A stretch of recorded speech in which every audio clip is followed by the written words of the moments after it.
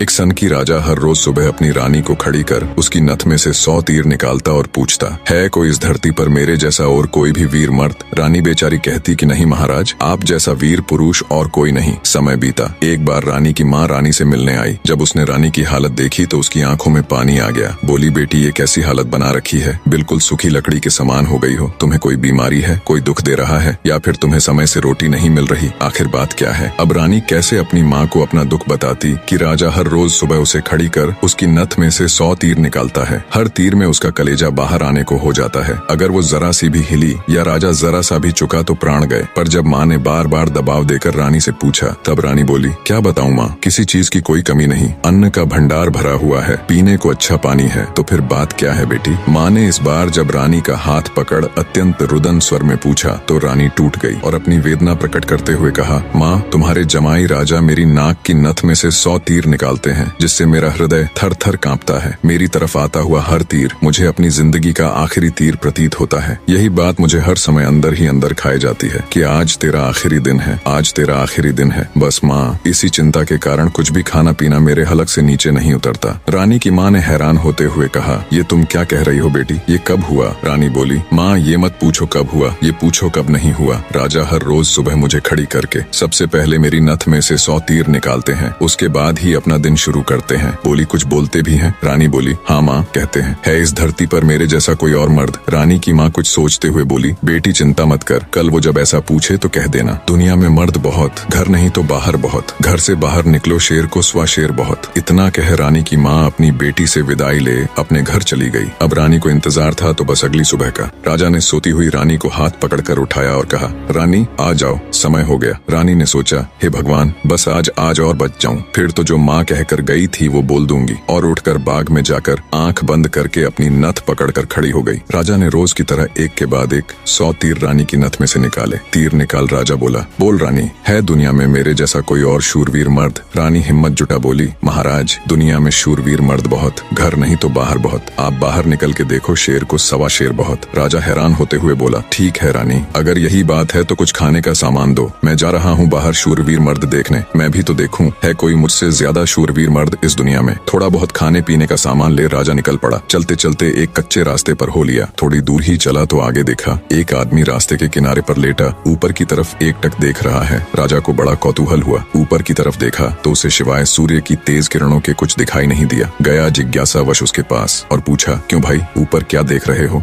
काणे आदमी ने कहा, इंद्र के अखाड़े में परियों का नाच हो रहा है, वो देख रहा हूँ। राजा ने एक बार फिर से ऊपर देखा पर उसे कुछ दिखाई न दिया तो उसका आश्चर्य बढ़ गया। काणे आदमी ने ऊपर की तरफ ध्यान लगाए लगाए राजा से पूछा, तुम कौन हो भाई और कहाँ जा रहे हो? राजा बोला, मैं मालवा का राजा उत्पल राज हूँ, मैं दुनिया में शूरवीर मर्द देखने जा रहा हूँ। काणे को बड़ा कौतुक हुआ। बोला, तो थोड़ी देर मेरी प्रतीक्षा करो भाई। नाचते नाचते एक परी की पाजेब टूट गई है, वो नीचे गिरने वाली है, बस उसको लेकर मैं भी तुम्हारे साथ शूरवीर मर्द देखने चलूंगा। कुछ ही देर में आकाश से छम की आवाज से एक पाजेब नीचे आ गिरी। काणे ने उसे उठाया और जेब में रख लिया और बोला, अब चलो भाई मर्द देखने। मर्द कैसे होते हैं मैं भी तो देखूं। राजा के आश्चर्य की कोई सीमा नहीं थी। उसका अहंकार तो यही नष्ट हो चुका था, उसकी हवाइयां उड़ चुकी थीं। सोचा कि तू तो रानी की नथ से तीर निकाल अपने आप को सबसे बड़ा मर्द समझता था, तेरे से ज्यादा तो ये काणा है। एक आंख से अंधा होते हुए भी इंद्र के अखाड़े में क्या हो रहा है देख लेता है। अब राजा और काणा आदमी दोनों एक साथ चल पड़े मर्द देखने। राजा और काणा आदमी अभी कुछ दूर ही चले थे। आगे एक नौजवान व्यक्ति धनुष बाण लिए किसी की प्रतीक्षा में बैठा था। राजा ने उससे भी पूछ लिया, क्यों भाई कैसे बैठे हो? व्यक्ति बोला, अपने दोस्त का इंतजार कर रहा हूँ। राजा बोला, कहाँ है तुम्हारा दोस्त? व्यक्ति बोला, मैंने 100 कोस पर तीर मारा है, उसे लेने के लिए गया है। इतना सुनना था कि राजा के पैरों नीचे से जमीन खिसक गई। कहानी को बीच में रोक आपकी जानकारी के लिए बता दूं, पुराने समय में दूरी मापने के लिए किलोमीटर या मीटर नहीं बल्कि तब के लोग कोसों के द्वारा ही दूरी को मापते थे। उस समय के एक कोस का मतलब आज के लगभग 3 किलोमीटर है। तो नौजवान व्यक्ति ने राजा और काणे आदमी से पूछा, तुम लोग कहाँ जा रहे हो? काणे ने कहा, मर्द देखने। उत्सुकतावश नौजवान ने कहा, तो भाई हम भी चलेंगे तुम्हारे साथ मर्द देखने, बस थोड़ा इंतजार करो, मेरा दोस्त अभी मेरा तीर लेकर आता ही होगा। राजा बोला, 100 कोस से आज ही थोड़े ना आ जाएगा, उसे तो कई दिन लगेंगे। नौजवान ने मुस्कुराते हुए कहा, नहीं मान्यवर, उसे 100 कोस से जाने और आने में सिर्फ 1 घंटा लगता है। थोड़ी ही देर में एक लंगड़ा व्यक्ति नौजवान के द्वारा छोड़ा हुआ तीर हाथ में लेकर आता है। अब राजा को काटो तो खून नहीं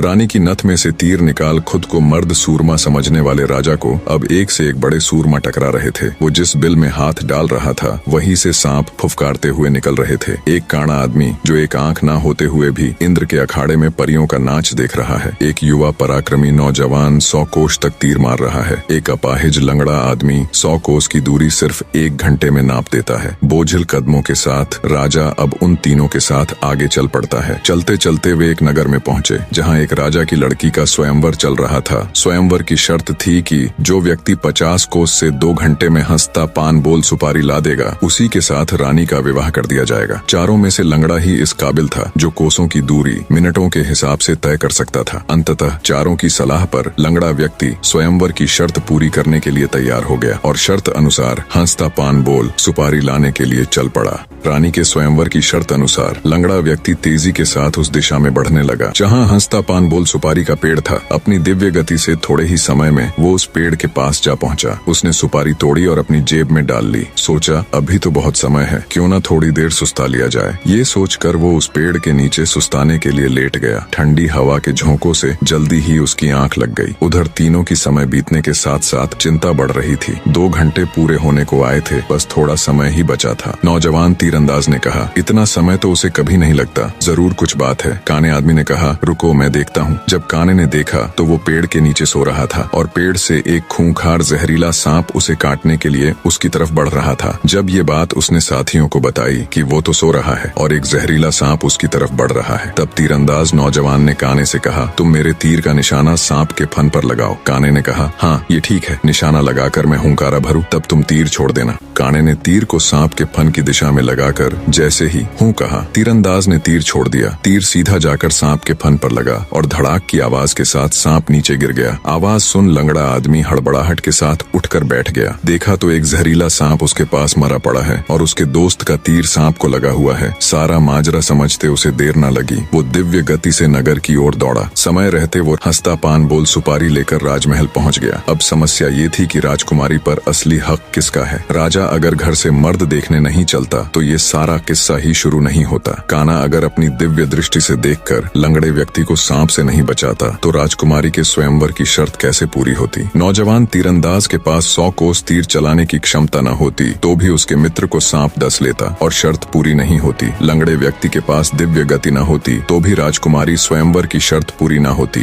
राजकुमारी का पति कौन होगा? जब इसके ऊपर उनमें आपस में सलाह मशवरा हुआ तो राजा को ही चुना गया, क्योंकि ये सारी कहानी ही उससे शुरू हुई थी। पर राजा ने अपनी सारी बीती बात बता कहा, मैं पहले से ही शादीशुदा हूँ, इसलिए मैं राजकुमारी से शादी करूँ इसका सवाल ही पैदा नहीं होता। मैं तो तुम सबका शुक्रगुजार हूँ मेरा खोखला वहम तोड़ने के लिए। काने ने कहा, मैं तो इंद्र के अखाड़े में अपनी परियों के साथ ही खुश हूँ और वैसे भी मेरे दिन अब उस ऊपर वाले को याद करने के हैं। बारी आई युवा तीरंदाज की। उसने अपने मित्र से कहा, मित्र राजकुमारी के साथ तुम्हारा विवाह होना चाहिए, क्योंकि तुमने ही स्वयंवर की शर्त का सीधा पालन किया और राजमहल में शर्त अनुसार हंसता पान बोल सुपारी लेकर आए। इसलिए शर्त के दृष्टिकोण से देखें तो राजकुमारी पर तुम्हारा ही हक बनता है। तीरंदाज की बात सबको सही लगी और सबने सहर्ष सहमति जताई। लंगड़े व्यक्ति के साथ राजकुमारी का विवाह हो जाता है। सभी बहुत खुश थे। राजा सभी को अपने राज्य आने का निमंत्रण दे खुशी खुशी उनसे विदा लेते हैं। अपने मन में वो अब कभी रानी के साथ दुर्व्यवहार न करने की शपथ लेते हैं। निष्कर्ष, वास्तविक वीरता केवल बाहरी शक्तियों में नहीं बल्कि आंतरिक विनम्रता, संयम और दूसरों की महत्ता को समझने में होती है। राजा उत्पल राज्य ने स्वयं को सबसे बड़ा शूरवीर माना और अपने अहंकार में अंधा हो गया था। वह अपनी रानी पर अत्याचार कर अपनी वीरता का प्रदर्शन करता था, परंतु वास्तव में वह अपने भीतर की हीन भावना और असुरक्षा को छिपा रहा था। अपनी यात्रा के दौरान राजा की ऐसे व्यक्तियों से मुलाकात होती है जिनकी क्षमताएं उससे कहीं अधिक होती हैं। उस एक आंख वाले व्यक्ति का दिव्य दृष्टि से इंद्र लोक का नृत्य देख पाना, उस युवा तीरंदाज का 100 कोस दूर तक तीर मारना और अपाहिज व्यक्ति का अद्वितीय वेग से दूरी तय करना, ये सभी घटनाएं राजा को यह समझाती हैं कि यह संसार अप्रतिम और असीम क्षमताओं का भंडार है। हर व्यक्ति में कुछ न कुछ विशिष्टता होती है और किसी को भी स्वयं से निम्न समझना उसके प्रति अन्याय है। अंततः सच्ची महानता और शक्ति आत्मनिरीक्षण, अपने अहंकार को त्यागने और हर व्यक्ति को उसकी श्रेष्ठता के साथ स्वीकार करने में है। अहंकार नष्ट करने से व्यक्ति का हृदय प्रेम, आदर और करुणा से भर जाता है, जो कि आध्यात्मिक उन्नति का मार्ग है।